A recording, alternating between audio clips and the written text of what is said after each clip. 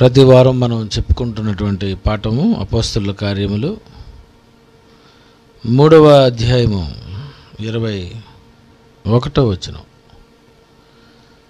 అపోస్తలుల కార్యములు 3వ అధ్యాయము 21వ వచనం.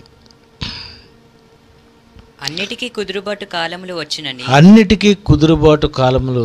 వచ్చునని దేవుడు ఆది నుండి తన పరిశుద్ధ ప్రవక్తల నోట పలికించెను. అన్నిటికీ కుదురుబాటు కాలములు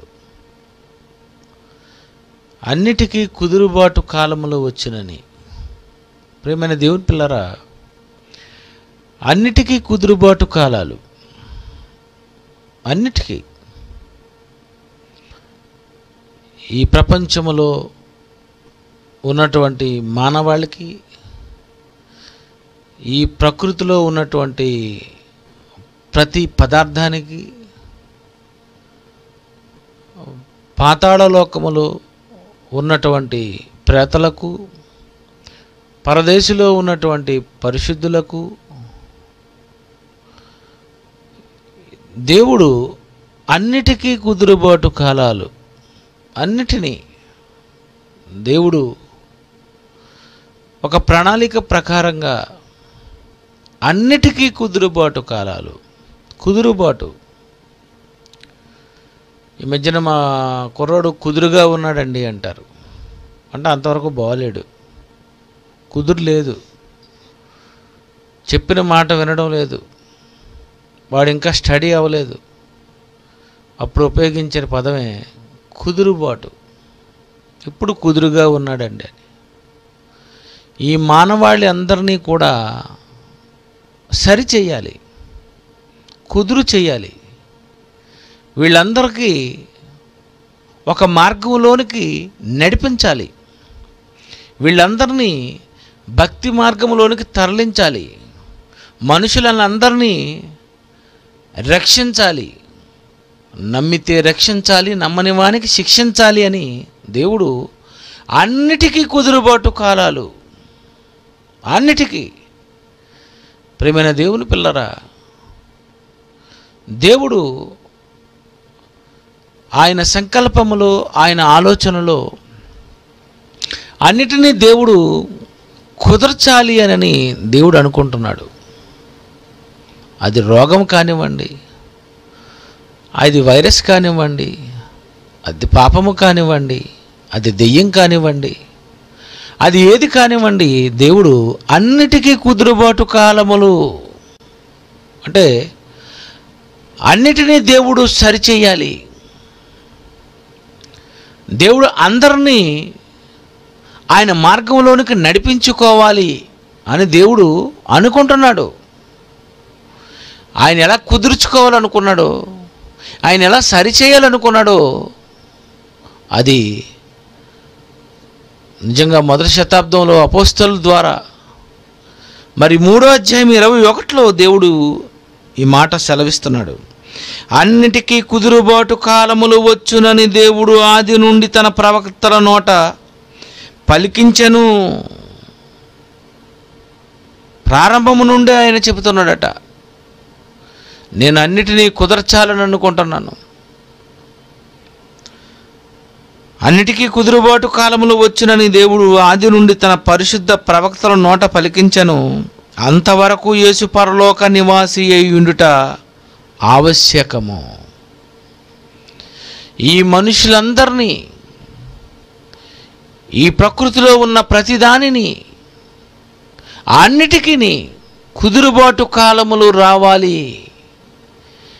అందరినీ నేను లెవెల్ చేయాలి అని దేవుడు అనుకున్నాడట. అంతవరకు యేసుక్రీస్తుని నువ్వు పరలోకంలో ఉండు నాన్న, నువ్వు పరలోకంలో ఉండు. ఈ మనుషులు ఎందుకు నన్ను నమ్మరు? ఈ మనుషులు దేవుణ్ణి ప్రకటిస్తుంటే ఎందుకు నా ప్రకటనలు వద్దంటున్నారు? పని విషయం ఉందో అని అడుగుతున్నారు. మనుషులను రక్షించాలి అని ప్రేమ మాటలు చెబుతుంటే నీవు ఈ లోకానికి వచ్చి నీ రక్తాన్ని ఇచ్చి పాపులను క్షమించాలని నువ్వు అనుకున్నా, నేననుకున్నా, తప్పు చేసి కూడా మనిషి క్షమాభిక్ష వద్దనుకుంటున్నాడేటి? ఇలాంటి వాడిని కూడా నేను కుదర్చాలి. వాడిని ఎలా కుదర్చాలో తెలుసు. వాడిని ఎలా కుదర్చాలి? సునామీతో కుదర్చాలా? భూకంపాలతో కుదర్చాలా? తుఫానులతో కుదర్చాలా? వైరస్లతో కుదర్చాలా? రోగాలతో కుదర్చాలా? వీడిని ఏ విధంగా దారిలో పెట్టాలి అని దేవుడు అనుకుంటున్నాడు. అందుకే ఈరోజు ఈ కరోనా వైరస్, ఈ వైరస్ వెనుక ఉన్నటువంటి ఉద్దేశం ఏంటో తెలుసా? నిన్ను కుదర్చాలి. నీకెప్పటికైనా దేవుడు గుర్తు రావాలి.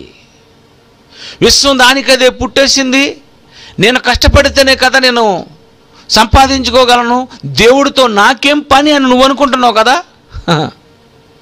అయితే ఇప్పుడు ఈ వైరస్ని ఎలా కుదురుస్తావు? అది నిన్ను కుదురుస్తుంది. అది నిన్ను సరిచేయడానికి వచ్చిన వైరస్ అది. నువ్వు దేవుని మాట వినడం లేదు, అందుకే అది వస్తుంది. అన్నిటికీ కుదురుబాటు కాలము. యావత్తు ప్రపంచాన్ని కుదర్చాలి అంటే పెద్ద పనేం కాదండి. నిన్ను యథార్థంగా దేవుణ్ణి తెలుసుకోమన్నాడు, పరిశీలించి తెలుసుకోనన్నాడు, రుచి చూచి తెలుసుకోమన్నాడు. వాక్యం ప్రకటించి విని విశ్వసించండి, నమ్మి రక్షణ పొందండి. ఇంత చక్కగా నేను మిమ్మల్ని దారిలో పెట్టాలని, నా మాట వినాలని మీరు అనుకుంటున్నప్పుడు మీరు వినరు. వినలేని మిమ్మల్ని నేను ఎలా కుదుర్చుకోవాలో అందుకే నేను ఏర్పాటు చేశాను. ఏంటో తెలుసా? అన్నిటికీ కుదురుబాటు కాలాలు. మొదటి శతాబ్దము నుండి ఈ యావత్తు ప్రపంచాన్ని ఎలా సరిచేయాలి, నా మాట వినని వాడిని ఎలా నేను మట్టిలో కలిపేయాలి, మనుషులకు అందరికీ ఎలా బుద్ధి చెప్పాలి, నేను ఉన్నాను అని వాళ్ళకి ఎలా తెలియజేయాలి అని దేవుడు అన్నిటికీ కుదురుబాటు కాలాలు దేవుడు ఏర్పాటు చేశాడట. అంతవరకు యేసుక్రీస్తుని అంటున్నాడు, నాయన నువ్వు పరలోక నివాసి అనుట ఆవశ్యకము. నువ్వు ఇక్కడ ఉండు, నేను వాళ్ళందరిని ఎలా సరిచేస్తాను, నేను వాళ్ళందరికీ ఎలా బుద్ధి చెప్తాను, నేను వాళ్ళందరికీ ఎలా నా మనసును చెప్పుకుంటాను, నేను వాళ్ళందరికీ నా వార్తలు అందించడానికి సువార్థికులను నేను ఎలా ఏర్పాటు చేసుకుంటానో, ఇలా దేవుడు ఈ యావత్తు ప్రపంచాన్ని సరిచేయడానికి, కుదర్చడానికే ఎదురు చూస్తున్నాడు. అందుకే మోషే ఇట్లనను, ప్రభువు అయిన దేవుడు నా వంటి ఒక ప్రవక్తను మీ సహోదరులో మీ కొరకు పుట్టించును. వీళ్ళందరినీ కుదర్చాలి అంటే నా వంటి ఒక ప్రవక్త రావాలి. మోషే లాంటి సాత్వికమైన, ఇల్లంతటిలో నమ్మకమైనటువంటి నా వంటి ఒక ప్రవక్తను నేను ఇశ్రాయేలీయులను ఎలాగైతే నడిపించానో, ఇశ్రాయేలీయుల్ని ఎలాగైతే బానిసత్వం నుండి విడిపించానో, అలాగే ఈ పాపములో నుండి, ఈ పాపం అనే కాడి క్రింద నుండి, ఈ లోకములో నుండి వీళ్లను కాపాడడానికి, రక్షించడానికి నేను ఒక అతన్ని పుట్టిస్తాను. నా వంటి ఒక ప్రవక్తను మీ సహోదరులో మీ కొరకు పుట్టించును. ఆయన మీతో ఏమి చెప్పినను అన్ని విషయములలో మీరు ఆయన మాట వినవలెను. దేవుడు చెబుతున్నాడు, యావత్తు ప్రపంచాన్ని ఎలా కుదర్చాలో, ఎలా సరిచేయాలో నేను ఏర్పాటు చేసుకున్నాను. ఒక ప్రవక్తను పంపిస్తాను. అతడు యేసుక్రీస్తు వారు. ఆ యేసుని ఈ లోకానికి పంపించి యేసు ద్వారా యావత్తు ప్రపంచాన్ని కుదర్చాలనుకుంటున్నాను నేను. అన్నిటికీ కుదురుబాటు కాలాలు, అన్నిటికీ, దయ్యానికి, మనిషికి, ప్రకృతికి, సమస్తాన్ని నేను లెవెల్ చేయాలని అనుకుంటున్నాను. అన్నిటికీ కుదురుబాటు కాలాలు. యేసుక్రీస్తు ద్వారా నేను ఈ కార్యక్రమాన్ని ఏర్పాటు చేయాలని నేను అనుకున్నాను. అది ఎలా నేను సరిచేస్తానంటే 23, ఆ ప్రవక్త మాట విననివాడు, యేసు మాట ఎవరైతే వినరో, యేసు వార్త ఎవరైతే వినరో, యేసు మాటలు ఎవరు వినరో, ఎవరైతే ఈ వాక్యాన్ని అంగీకరించారో, అడ్డుకుంటారో, ఆ ప్రవక్త మాట విననివాడు ప్రజలలో ఉండకుండా సర్వనాశనమగును. కుదురుస్తాను. నమ్మి బాప్తిస్మము పొందితే రక్షిస్తాను, నమ్మని వానికి కుదురుస్తాను. అన్నిటికీ కుదురుబాటు కాలాలు. ప్రియమైన దేవుని పిల్లరా, దేవుని నిర్ణయం. యేసు ద్వారా లోకానికి రక్షణ. యేసు ద్వారా మనుషులందరినీ సరిచేయాలనుకుంటున్నాడు. ప్రయాసపడి భారం మోసుకొనుచున్న సమస్త జనులారా, మీ అందరికీ నేను విశ్రాంతి ఇవ్వాలనుకుంటున్నాను. మీ అందరి పాపాలు క్షమించాలనుకుంటున్నాను. పాపాలు పోవాలంటే యేసు వలన మాత్రమే పోతాయి. మీరు రక్షింపబడాలి అంటే, మీ పాపాలు తుడిచేయాలంటే యేసు వలన మాత్రమే తుడిచిపెట్టబడతాయి. కనుక అలాంటి యేసు క్రీస్తుని మీరు నమ్మితే మీరు రక్షింపబడతారు. మీరు మహాలోకానికి వస్తారు. మీరు ఒక అందమైనటువంటి జీవితాన్ని మీరు అనుభవించబోతారు. ఒకవేళ ఆ ప్రవక్త మాట కానీ మీరు వినలేదు, యేసు మాట వినలేదు, యేసు మాట ఎవడైతే వినడో, యేసు మాట వినకుండా నేనే రక్షకుడినని ఎవడైతే ఏ దేశంలో ప్రకటించుకుంటాడో వాడి ప్రజలు, ఆ ప్రవక్త మాట వినని వాడు ప్రజలలో ఉండకుండా సర్వనాశనమగును. సర్వనాశనం. యేసు మాట వినలేదా సర్వనాశనం. ఆంధ్రాలో వినలేదా సర్వనాశనం. ఇటలీలో వినలేదా సర్వనాశనం. చైనాలో వినలేదా సర్వనాశనం. ఏ దేశంలోనైతే యేసు మాట వినరో, ఏ దేశంలోనైతే యేసు మీద తిరుగుబాటు చేస్తారో, ఏ దేశంలోనైతే క్రైస్తవులు హింసిస్తారో, ఏ దేశంలోనైతే ఆ ప్రవక్త మాట వినడో, వినని వాడిని ప్రజలలో ఉండకుండా సర్వనాశనము చేస్తానని దేవుడు అనుకున్నాడు. అందుకే వైరస్ నిన్ను కుదర్చడానికి, నిన్ను సరిచేయడానికి, తన ప్రజలను దేవుడు కాపాడుకోవాలని, ఆయన మాట వినాలి అని దేవుడు అనుకున్నాడు. ప్రతి తండ్రి తన పిల్లలు తన మాట వినాలనుకుంటారు. మరి దేవుడు మానవులందరికీ దేవుడు తండ్రి కాడా? మానవులందరికీ దేవుడే ఈ ప్రకృతిని ఆహారంగా ఇవ్వలేదా? ఆహారం పెట్టి, నీరిచ్చి, నీకు కావలసిన వాటినన్నిటిని ఇచ్చి, సృష్టికర్తే దేవుడు అని నన్ను నమ్మండి, మీ అందరూ నా పిల్లలు, అందరూ దేవునికి సమానమే, అందరూ దేవుని పిల్లలే, అందరూ ఒకటే అని అంటుంటే ఆ దేవుని మాటలు వినడానికి ఎందుకు మీరు ఇష్టపడటం లేదు? అందుకే నేను ఒక ఏర్పాటు చేశాను. అందుకే నేను ఒకటి సంకల్పించాను. యేసు క్రీస్తు గురించినటువంటి వార్తలు ఈ ప్రపంచమంతటికి, సర్వలోకానికి ప్రకటించటానికి సువార్తికులుగా మిమ్మల్ని నేను ఏర్పాటు చేసుకుంటాను. ఎవరైతే ఆ యేసు మాట వినరో, ఎవరైతే యేసు మీద తిరుగుబాటు చేస్తారో, ఎవరు క్రైస్తవులను హింసిస్తారో, ఎవరు క్రైస్తవులను చంపుతారో, వాళ్ళు ఉగ్రవాదులైన, దేశ నాయకులైన, రాజకీయ నాయకులైన, ప్రజలైన, గొప్పవారైనా పేదవారైనా ఎవరైనా, వారిని నేనేం చేయాలనుకుంటున్నానో తెలుసా? చూడండి, దేవుడు అంటాను 23వ వచనంలో, ఆ ప్రవక్త మాట వినని వాడు ప్రజలలో ఉండకుండా, ఇంకా ప్రజలలో ఉండకూడదు, నువ్వు హాస్పిటల్కి వెళ్ళిపోవాలి. ఇంకా ప్రజలలో ఉండకూడదు, నువ్వు సమాధికి వెళ్ళిపోవాలి. ఇంకా ప్రజల మధ్య నువ్వు ఉండకూడదు. నిజమండి, ఈరోజు ఉన్నటువంటి వైరస్, ఎందుకు ఈరోజు ఈ వైరస్ ఎంత విజృంభిస్తుందో తెలుసా? ఎందుకు ప్రజలు సర్వనాశనం అయిపోతున్నాడో తెలుసా?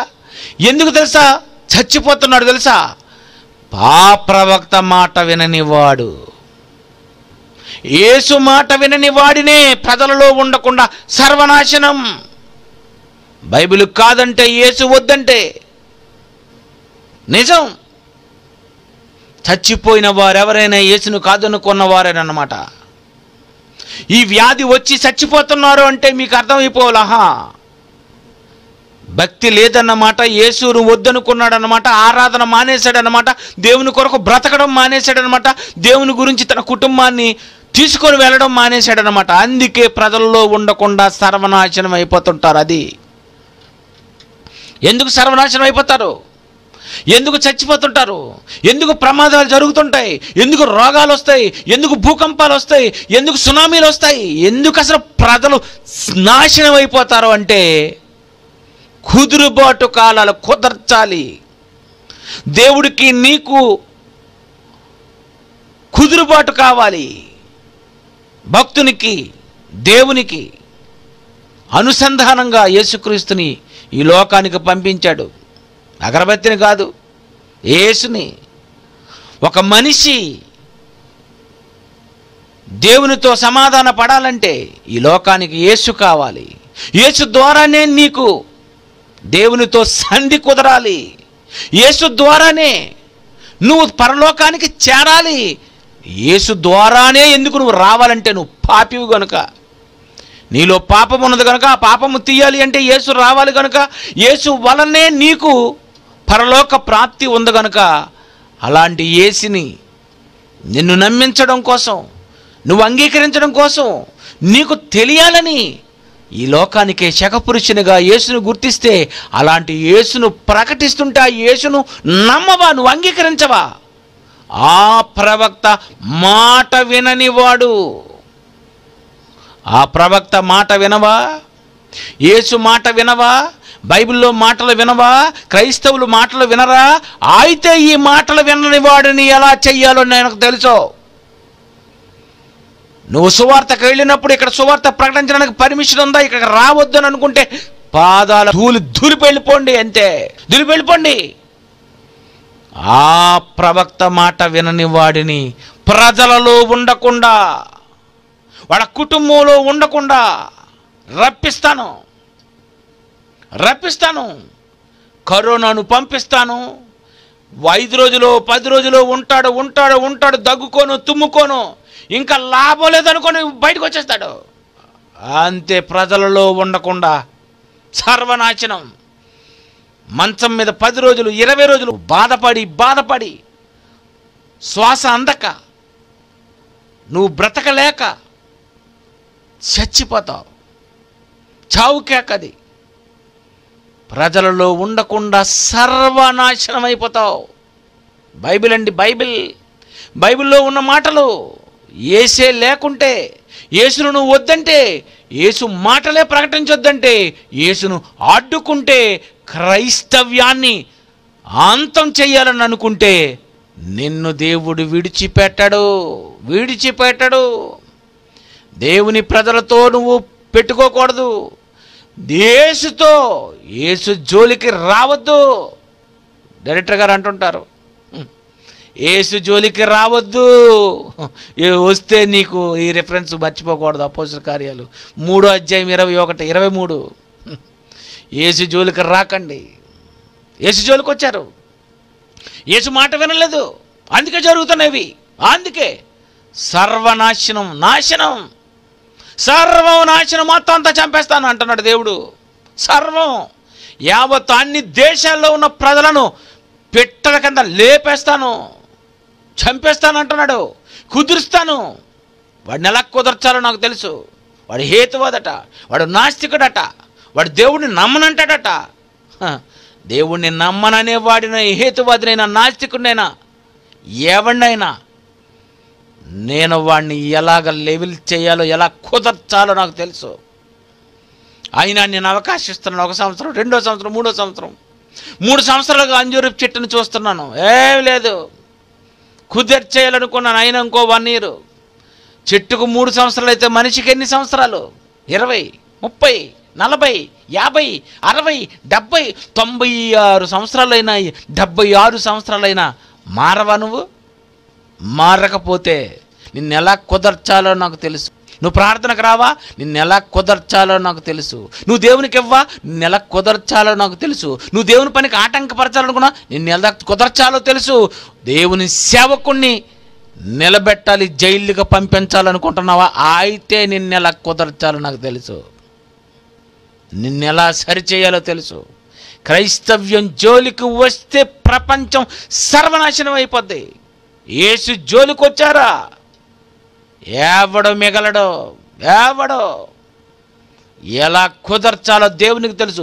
పగ తీర్చుకుంటూ ఆయన పని, నా పని కాదు. నేను శత్రువునైనా క్షమిస్తాను, నేను ఎవరినైనా క్షమిస్తాను, నన్ను అన్నవాడినైనా నేను క్షమిస్తాను.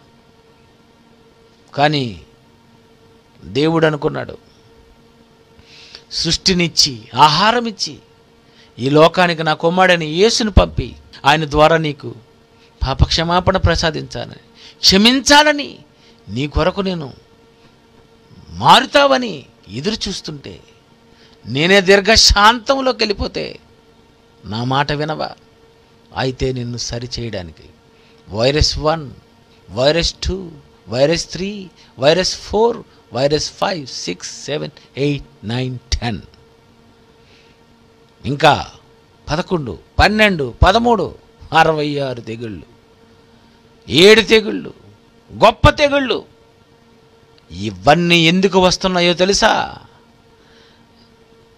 ప్రవక్త మాట వినని వాడిని సర్వనాశనం చేయడం కోసం వస్తున్నాయి ఇవన్నీ.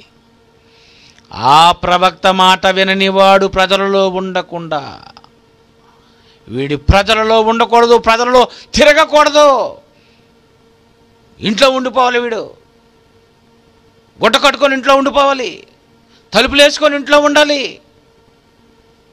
బయట బండి మీద తిరగకూడదు, కారు మీద తిరగకూడదు, డ్యూటీకి వెళ్ళకూడదు. ప్రజలలో ఉండకుండా చెయ్యాలంటే దేవుడు చేయలేదా? ఈరోజు ఎవరు రోడ్డు మీద తిరుగుతున్నారో చెప్పండి. రోడ్లు ఖాళీ ఖాళీ ఖాళీ. ఈరోజు ఖాళీ, రేపు కూడా ఖాళీనట, ఎల్లుండి కూడా ఖాళీనట. ఎన్ని రోజులు తెగుళ్ళు, ఎన్ని రోజులు నిన్ను ఆపాలి? నిన్ను ఆపగలడు, నిన్ను చంపగలడు. నిజ దేవుడెవరో గుర్తించవలసిన బాధ్యత నీ మీద ఉంది. సృష్టిని సృష్టించిన సృష్టికర్త ఎవరో తెలుసుకోవలసిన అవసరత నీకుంది. సృష్టిని కలిగించిన దేవుడు ఎవరో తెలుసుకోవాలి. ఆ దేవుడు రాసిన గ్రంథమేదో గుర్తుపట్టాలి నువ్వు. అలాంటి గ్రంథము బైబిల్. అలాంటి బైబిల్లో దేవుడు రాశాడు ఈ ప్రపంచానికి చెప్పమని. యేసు మాట వినని వాడే నాశనం అయిపోతాడు. ఆయన మాట వింటేనే నువ్వు బాగుపడతావు. ఆయన మాట వింటేనే నువ్వు రక్షింపబడతావు. ఆయన మాట వింటేనే నువ్వు, నీ కుటుంబము హాయిగా ఉంటారు. ఆయన మాట వినేవాడువేనా?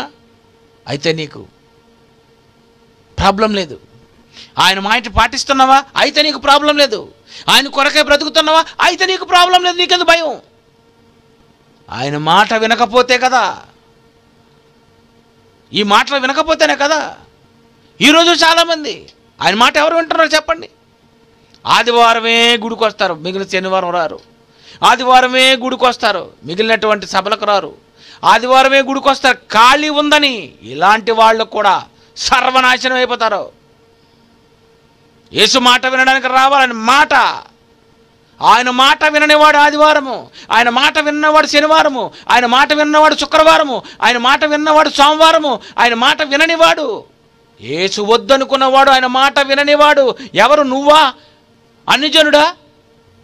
ఎవరైనా సరే, అది క్రైస్తవుడైనా సరే. ఈరోజు క్రైస్తవులకు ఆరాధన లేదు, ఈ క్రైస్తవులకు భక్తి లేదు, ఈరోజు క్రైస్తవులు దేవుని మాట వినడం లేదు, ఈరోజు క్రైస్తవులు నేర్చుకోవడం లేదు, ఈరోజు క్రైస్తవులు వాక్యం రాసుకోవడం లేదు. ఆ ప్రవక్త మాట విననివాడు, ఇది ఆయన మాటలే. ఆ మాటలు నువ్వు వినడం లేదు. వినని నిన్నేం చేయాలి? అందుకే యావత్తు ప్రపంచాన్ని సర్వనాశనం అయిపోవడానికి కుదిర్చాడు. కుదురుబాటు కాలాలు ఇవన్నీ కుదిర్చాడు. నెల కుదిర్చాలో, నిన్ను నెల సరిచేయాలో తెలీదా దేవుడికి? ఈ భూమి మీద మనిషికి తెలియదేమో నిన్ను సరిచేయడం. దేవుడు పట్టుకున్నాడంటే ఒకేసారి అందరూ మారు మనసు పొందాలి. రాజని సింహాసనము దిగి గోను పట్ట కట్టుకొని దేవుణ్ణి ప్రార్థించాలి. ప్రియమైన దేవుని పిల్లారా, ఎందుకు యావత్తు ప్రపంచం ఇలాగుంది? ఎందుకు ఇలాగైపోయింది? దేవునికి కోపం వచ్చింది. దేవునికి నీ మీద కోపం వచ్చింది. నీ చేష్టలు బాలేవు, నీ ప్రవర్తన బాలేదు, నిజ దేవుణ్ణి ధిక్కరిస్తున్నావు నువ్వు. అందుకే దేవుడు కోపం వచ్చింది. దేవుని కోపం వస్తే ఎలా ఉంటుంది? నోవాహు కాలంలో జలప్రళయంలో సర్వనాశనం చేసి పడేశాడు. సర్వనాశనం, జంతువుల్ని మొత్తం అన్నిటినీ, పక్షుల్ని, ఎన్ని జీవరాశులను, యావత్తు జీవరాశిని లేపడేశాడు. వాడలో ఉన్నవే మిగిలినవి ఎన్ని జీవరాశులు పోయాయి ఆ రోజు చెప్పండి? దేవుడు కలిగించిన జీవరాశిని సర్వనాశనం చేసి పడేశాడు. ప్రియమైన దేవుని పిల్లారా, ఎందుకింత కోపం వచ్చింది? ఈ కోపాన్ని ఆపాలంటే, ఈ వైరస్ పోవాలి అంటే నువ్వు దేవుని శాంతి చేయి, సమాధానపడు, దేవుని వేడుకో, దేవుణ్ణి అడుగు. దేవుణ్ణి అడిగితే ఆయన ఎలా కరిగిపోతాడు? దేవుణ్ణి అడిగితే ఆయన ఎలా స్పందిస్తాడు? దేవుణ్ణి అడగడం మానేసి శాస్త్రవేత్తలు కాలు పట్టుకుంటావా? దేవుణ్ణి అడగడం మానేసి నువ్వు ఇక్కడ ఏం చేసినా కుదరదయ్యా, కుదరదు. దేవుణ్ణి వేడుకో. ఇప్పుడు దేవుడు ఎలా ఉంటాడో తెలుసా? జలప్రళయం తర్వాత నోవాహు బలిచ్చాడట. ఆదికాండము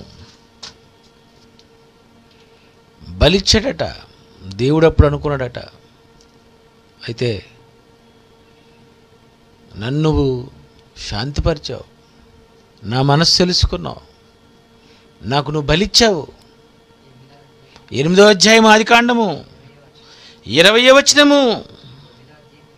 ఆదికాండం 8:20. అప్పుడు నోవాహు యెహోవాకు బలిపీఠము కట్టి పవిత్ర పశువులన్నిటిలో పవిత్ర పక్షులన్నిటిలోను కొన్ని తీసుకొని ఆ పీఠము మీద దహన బలి అర్పించెను. అప్పుడు యెహోవా ఇంపైన సువాసన ఆగ్రహించి ఇక మీదట నరులను బట్టి భూమిని మరలా శపించను. ఎందుకనగా నరుల హృదయాలోచన వారి బాల్యం నుండి చెడ్డది. ఏంటండి, ఒక మనిషి బలిచ్చేసరికి దేవుడేంటి అలాగైపోయాడు? ఒక మనిషి ఉపవాసం ఉండేసరికి, యోనా కాలంలో ఎన్ని రోజులు ఉపవాసం ఉన్నారు? 40 రోజులు అనుకుంటాను ఉపవాసం. అంతే. ఆ పట్టణాన్ని నాశనం అనుకున్నటువంటి దేవుడు తన నిర్ణయం మార్చుకున్నాడు. పోనీలే వదిలేస్తాననుకున్నాడు. నువ్వు అలా మార్చుకోగలవా? నువ్వు అలా దేవుణ్ణి వేడుకోగలవా? యోనా గ్రంథము 3వ అధ్యాయము 10వ వచనము. యోనా 3:10. ఈ నినివేవారు తమ చెడు నడతలను